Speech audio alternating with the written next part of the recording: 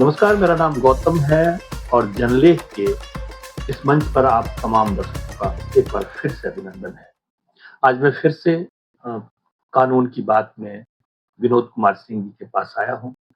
Vinod Singh ji advocate जो association है, Jharkhand advocate association, उसका इलेक्शन लड़ रहे हैं, महामंत्री के पद पर इलेक्शन लड़ रहे हैं। विनोद जी आज हम लोगों को ये बताएंगे कि वहाँ वकीलों के साथ कौन-कौन सी समस्या है और इनके पास में कौन-सा समाधान है? विनोद जी, नमस्कार। जी, महासचिव पद का प्रत्याशी हूँ एडवोकेट एसोसिएशन 2026 21 अगस्त का उसको चुनाव है। जो मुख्य समस्या जो अभी वकीलों को जो बैठने की एक समस्या है सिटिंग अरेंजमेंट का और दूसरा जो महत्वपूर्ण बात है कि जो स्वनिधि मद में जो वकीलों को कंपल्सरी कंट्रीब्यूटरी ₹205 जमा करना पड़ता है, वो नगद जमा करना पड़ता है और वो ₹5 का टिकट उसके उपलक्ष्य में बदले में उपलब्ध कराया जाता है। उस ₹5 टिकट में भी फर्जीवाड़ा उच्च न्यायालय ने पकड़ा था, उच्च न्यायालय के स्टाम्प रिपोर्टर ने। तो कुल मिलाकर के इसमें जो नगद वसूली किया जाता है और कोई हिसाब नहीं रह पाता है।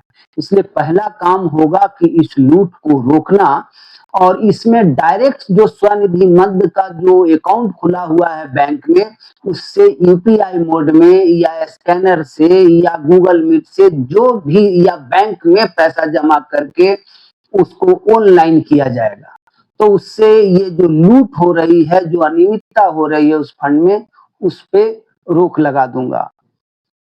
दूसरा जो सीट अरेंजमेंट की बात करते हैं, जो यंगस्टर हमारे वकील हैं, उनके साथ बहुत सारी समस्या होती है। तो उस विषय में आपका यंगस्टर्स की जो बात है उसमें एक तो सिटिंग अरेंजमेंट, चूंकि नए अधिवक्ता आते हैं तो उनको अपना एक सिटिंग प्लेस उनको हाई कोर्ट में चाहिए। तो झारखंड उच्च न्यायालय इस मामले में काफी रिच है, जगह की कोई कमी नहीं है, सिटिंग प्लेस की कोई कमी नहीं है। सिर्फ इसका एक सिस्टमैटिक ट्रांसपेरेंट तरीके से इसका व्यवस्था करना है।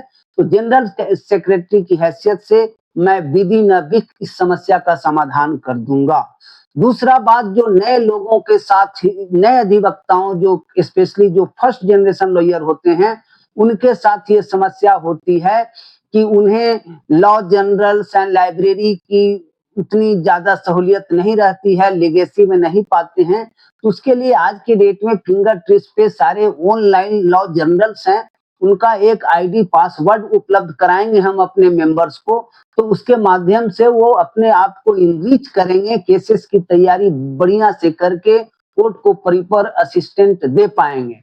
तो इस प्रकार उनका ये होगा। दूसरा, नए अधिवक्ताओं के चूंकि उन्हें कोई वकील के रूप में उतनी अच्छे तरीके से रिकॉग्नाइज नहीं करता है, तो इनिशियल डेज में उनको राज्य सरकार और जो झारखंड स्टेट बार काउंसिल है उसमें स्टैट्यूटरी प्रोविजन है कि इनको इनिशियल डेज में स्टाइपेंड दिया जाए, सो दैट कि वो अधिवक्ता के रूप में कोर्ट में आकर के अपने काम को सीखे, केस करना सीखे, केस में बहस करना बढ़िया से सीखे, लोगों में पहचान बनाए। बट पहचान बनाने के दौरान उन्हें अपने कम से कम जो डे टू डे अफेयर्स में जो एक्सपेंडिचर आते हैं उतना स्टाइपेंड या आने जाने का जो बेसिक जो एक्सपेंडिचर आता है उतना उन्हें स्टाइपेंड के रूप में मिल सके कि एटलीस्ट लर्निंग पीरियड में कोई अर्निंग ना हो, तब भी वो इस वकालत के प्रोफेशन में टिके रहें। तो आप इस व्यवस्था को दुरुस्त करेंगे कि जो स्टाइपेंड है उसको आप बढ़ाएँगे? बिल्कुल, स्टाइपेंड एसोसिएशन चूंकि एक प्रेशर बिल्डअप ग्रुप के रूप में काम करती है, ये कोई कॉन्स्टिट्यूशनल और स्टैट्यूटरी अथॉरिटी नहीं है। बट जब इतने अधिवक्ताओं को एसोसिएशन रिप्रेजेंट करता है, तो एक दबाव समूह के रूप में ये काम करता है। और जो झारखंड स्टेट बार काउंसिल में जो प्रावधान किया गया है कि इनिशियल डेज में स्टाइपेंड दिया जाए, जो कि नहीं दिया जाता है वर्तमान में, तो इससे मैं झारखंड स्टेट बार काउंसिल पे दबाव बना करके इससे स्टाइपेंड को पुनः शुरू करवाने का काम करूंगा।